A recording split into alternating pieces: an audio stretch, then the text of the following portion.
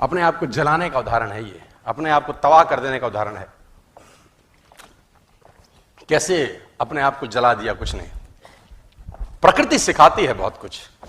हमारी आंखों के सामने बहुत कुछ हो रहा है, हमारी आंखों के सामने बहुत कुछ घटित हो रहा है, हम अनभिज्ञ हैं, हमको समझ ही नहीं आ रहा कि प्रकृति रोज सिखा रही है कि जलना तो पड़ेगा। और देखो कहानी इसकी, ये बर्ड किंगडम का राजा है ईगल। प्रकृति रोज सिखाती है कि if you want to become eagle तो आपको जलना पड़ेगा। 70 साल औसतन उम्र होती है, 70 साल ईगल का उम्र होता है सर।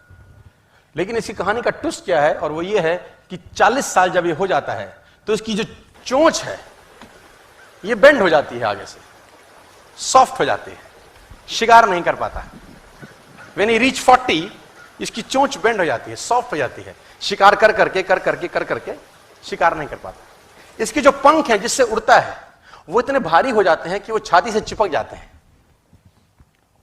इतने भारी हो जाते हैं कि छाती से चिपक जाते हैं, इसको उड़ने में तकलीफ होती है।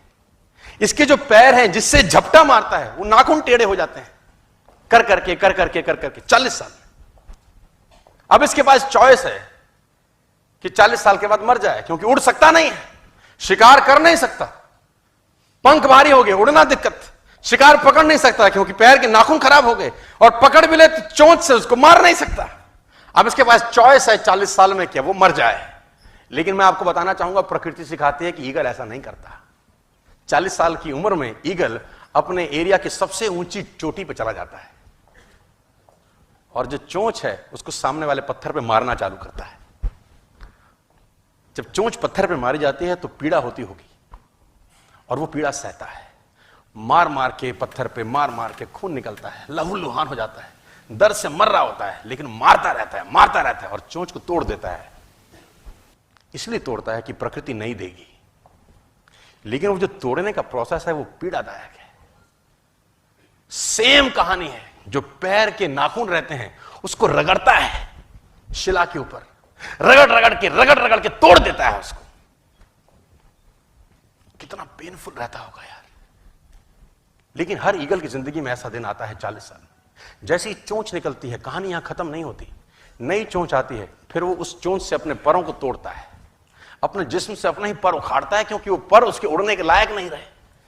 भयंकर पीड़ा होती होगी, भयंकर।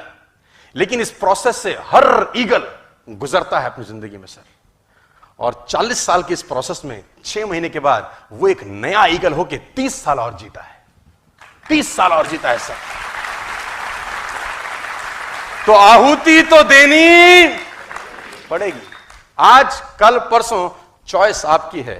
मैं फिर कहता हूं, आज कंफर्टेबल हो जाएंगे तो जिंदगी अनकंफर्टेबल होगी, आज अनकंफर्टेबल हो जाएंगे तो जिंदगी कंफर्टेबल होगी।